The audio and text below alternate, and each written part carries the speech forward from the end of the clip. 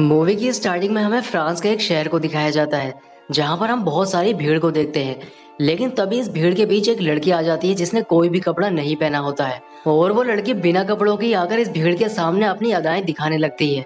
अब इस भीड़ में जितने भी मर्द लोग थे वो काफी एंजॉय करने लगते हैं, लेकिन इनको पता नहीं था कि ये लड़की इनका सिर्फ माइंड डिस्ट्रैक्ट कर रही है। जबकि दूसरी ओर एक लड़का जिसका नाम माइकल मेसन है, वो सभी लोगों की जेब से कुछ ना कुछ चोरी कर रहा होता है। अगले सीन में हमें दिखाया जाता है कि वो लड़की मेसन से एक रेलवे स्टेशन पर मिलती है और यहाँ पर हमें पता चलता है कि ये दोनों ही लोगों को बेवकूफ बनाकर इसी तरह से चोरी किया करते हैं। अब ये दोनों ही ट्रेन के अंदर चढ़ जाते हैं, लेकिन मेसन देखता है कि ट्रेन के अंदर पुलिस आ चुकी है, इसलिए वो ट्रेन से उतर जाता है और वो लड़की ट्रेन के साथ ही चली जाती है। इसके बाद ये सीन यहीं पर कट हो जाता है और हमें एक कपल को दिखाया जाता है जिसमें लड़के का नाम जीन और उसकी गर्लफ्रेंड का नाम जॉय होता है। यहाँ पर जीन एक टेडी बियर के अंदर एक बॉम्ब को फिट कर रहा होता है, लेकिन जॉय उससे डरते हुए पूछती है कि क्या इस बॉम्ब से मासूम लोगों की जान नहीं जाएगी। तब वो उससे कहता है कि इस बॉम्ब से किसी भी मासूम की जान नहीं जाएगी, क्योंकि इस बॉम्ब को हम एक खाली जगह पर रखने वाले हैं। ये बॉम्ब सिर्फ गवर्नमेंट को डराने के लिए है। इसके बाद जॉय उस बॉम्ब को लेकर एक बिल्डिंग के अंदर चली जाती है, लेकिन प्लान के मुताबिक यहाँ पर किसी को भी नहीं होना चाहिए था। लेकिन इस बिल्डिंग के अंदर पहले से ही काम करने वाले काफी सारे लोग मौजूद थे, इसलिए जॉय इस बॉम्ब को यहाँ पर नहीं रखती और अपने साथ ले जाती है।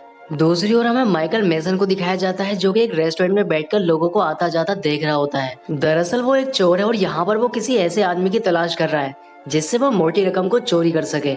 लेकिन तभी उसकी नजर जॉय के ऊपर जाती है जिसके हाथ में वही बॉम्ब वाला बैग होता है और वो एक सीढ़ी पे बैठकर अपने बॉयफ्रेंड को फोन करती है। यहाँ पर वो उससे बताती है कि वो उस बैग को उस बिल्डिंग में नहीं रख पाई है क्योंकि उस बिल्डिंग में बहुत सारे लोग मौजूद थे। अब ये बात सुनकर जॉय का बॉयफ्रेंड उसके ऊपर गुस्सा करने लगता है, जिस पर वो फोन को काट देती है और रोने लगती है।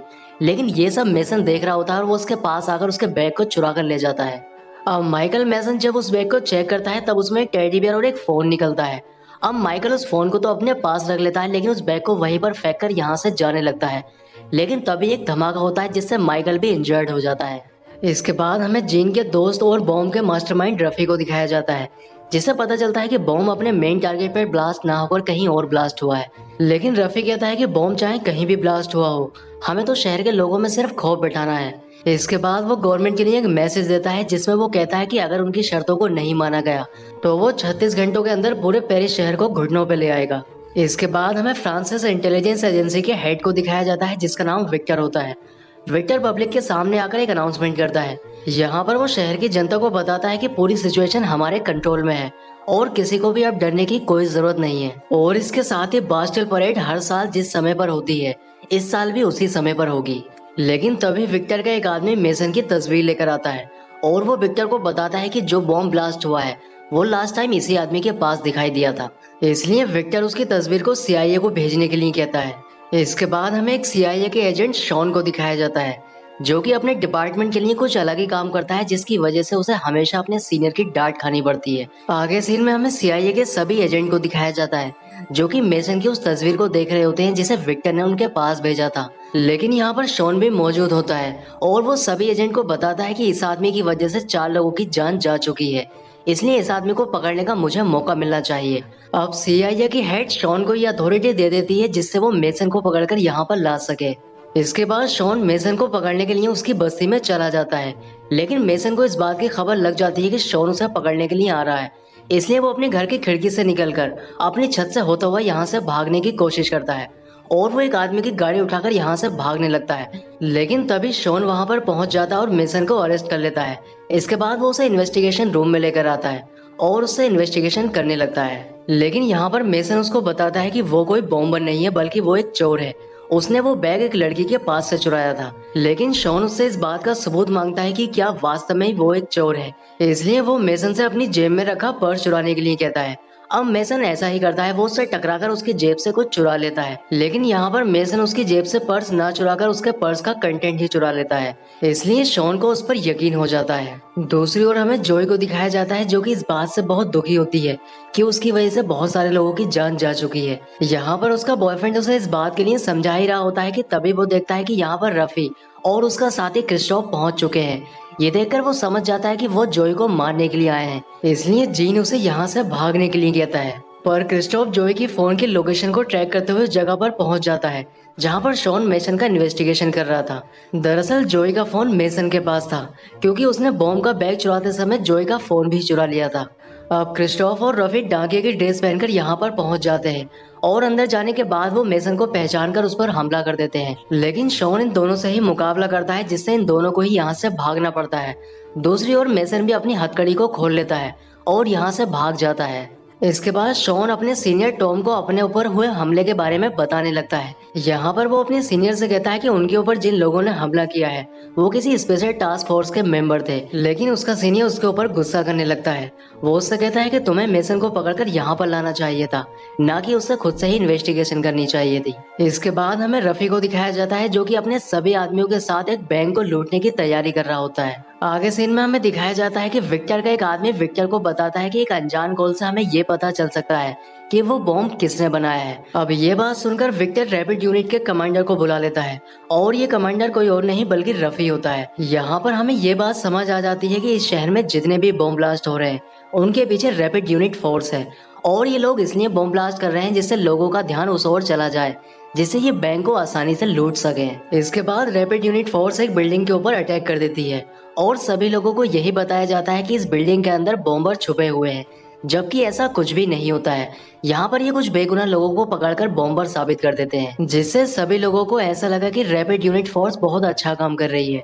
दूसरी ओर हमें मेसन को दिखाया जाता है, जो कि उस आदमी के पास जाता है जिसे वो अपना चोरी का सामान बेचता है, लेकिन ये आदमी पहले ही रैपिड यूनिट फोर्स से मिल जाता है जिससे ये मेसन को पकड़वा सके। अब मेसन देखता है कि रैपिड यूनिट यहाँ पर पहुंच चुकी है, इसलिए वो यहाँ से भागने की कोशिश करता है, पर सारे दरवाजे बंद होते हैं। लेकिन वो कैसे भी करके यहाँ से बाहर भाग जाता है, पर बाहर जाने के बाद वो देखता है कि एक स्नाइपर उसके ऊपर नजर रखे हुए है। लेकिन तभी यहाँ पर शॉन आ जाता है और उसको बचाकर ले जाता है। अब वो रास्ते में मेसन से कहता है कि अगर तुम्हें खुद को बेगुनाह साबित करना है तो इसके लिए तुम्हें मेरा साथ देना होगा, और इसके लिए हमें सबसे पहले जोई तक पहुँचना होगा। इसके बाद शॉन और मेसन दोनों ही जोई के एड्रेस पर पहुंच जाते हैं, लेकिन जोई के दोस्त उसे पहले ही यहाँ से निकाल कर ले जाते हैं और इसके साथ ही वो शॉन की गाड़ी में भी आग लगा देते हैं। अब शॉन मेसन को जोई के एक दोस्त की तस्वीर दिखाता है और उससे कहता है कि तुम्हें इसका आईडी कार्ड चुराना होगा, क्योंकि इसके घर के एड्रेस पर ही हमें जोई मिल सकती है और ये लड़का हमें एक क्लब में मिलेगा। अब मेसन ऐसा ही करता है, वो क्लब में जाकर उस लड़के के आईडी कार्ड को चुरा लेता है, जिससे शॉन और मेसन दोनों ही उसके एड्रेस पर पहुंच जाते हैं, जहां पर उन्हें जोई मिल जाती है। यहाँ पर शॉन जोई को पकड़ लेता है और उससे कहता है कि मैं जानता हूँ कि तुम बॉम्बर नहीं हो, इसलिए तुम्हें अपने आप को बेगुनाह साबित करने के लिए मेरा साथ देना होगा। अब जोई भी उसका साथ देने के लिए मान जाती है। इसके बाद वो उसे अपने बॉयफ्रेंड जीन के घर पर लेकर आती है, लेकिन यहाँ पर आकर ये लोग देखते हैं कि जीन को पहले ही किसी ने मार दिया है।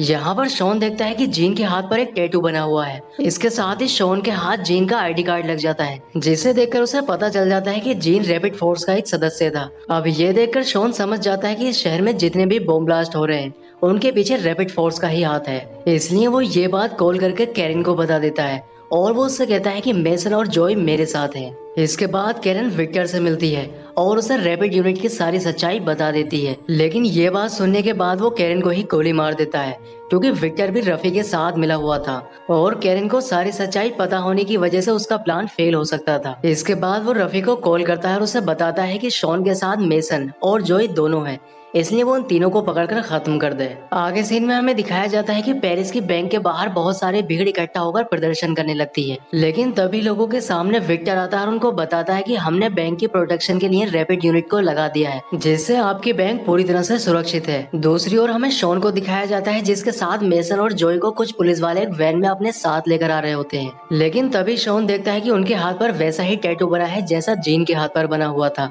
ये देखकर वो समझ जाता है कि ये रैपिड यूनिट के लोग हैं, इसलिए शॉन उनके ऊपर हमला कर देता है और सभी लोगों को मारकर वो वैन को अपने कंट्रोल में ले लेता है। इसके बाद वो वैन को लेकर उस जगह पर पहुंच जाता है जहां पर लोग बैंक के बाहर प्रदर्शन कर रहे थे। अब शॉन मेसन और जोई को वैन के अंदर रहकर उसका इंतजार करने के लिए बोलता है और खुद बैंक के अंदर जाने का फैसला करता है। दूसरी ओर हमें दिखाया जाता है कि रैपिड यूनिट जिसे बैंक के प्रोटेक्शन के लिए लगाया गया था, वो खुद ही बैंक के सारे पैसों को चोरी करने लगते हैं। यहाँ पर रफी बैंक के सारे पैसों को डिजिटली एक ड्राइव में ट्रांसफर कर लेता है। अब शॉन भी बैंक के अंदर पहुंच जाता है और यहाँ पर गोलियां चलनी शुरू हो जाती हैं। दूसरी ओर हमें दिखाया जाता है कि मेसन और जोई को ऐसा लगता है कि शॉन मुसीबत में है, इसलिए वो पुलिस के द्वारा लगाई गई बैरिकेडिंग को तोड़ देते हैं, जिससे प्रदर्शन कर रहे सभी लोग बैंक के अंदर चले जाते हैं। यहाँ पर शॉन हमला करके रैबिट यूनिट के सभी लोगों को एक एक करके मार देता है, लेकिन रफी अभी तक जिंदा बचा हुआ था और वो यहाँ से भागने की कोशिश करता है। पर तभी उसके पास विक्टर की कॉल आती है और वो उससे कहता है कि वो इस मिशन को यहीं पर रोक दे, लेकिन रफी ऐसा करने के लिए मना कर देता है। अब रफी भीड़ में छुपता हुआ यहाँ से भागने की कोशिश करता है, पर शॉन मेसन से कहता है कि वो अपनी चोरी का हुनर दिखाते हुए किसी तरह से भी उस हार्ड ड्राइव को चुरा ले,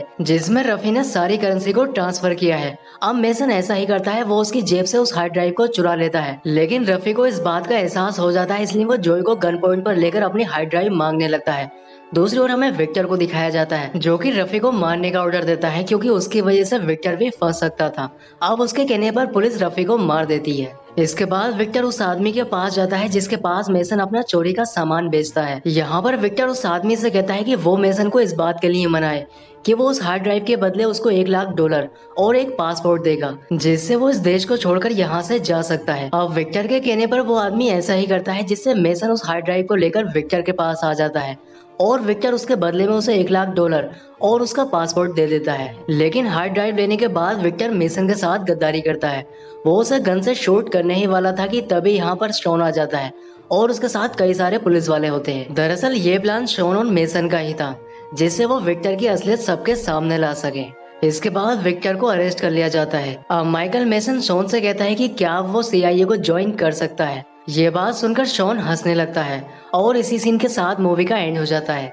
दोस्तों, उम्मीद करता हूँ कि आपको वीडियो पसंद आया होगा, इसलिए वीडियो को लाइक और चैनल को सब्सक्राइब जरूर करें। तो मैं आपसे मिलता हूँ किसी नेक्स्ट वीडियो में।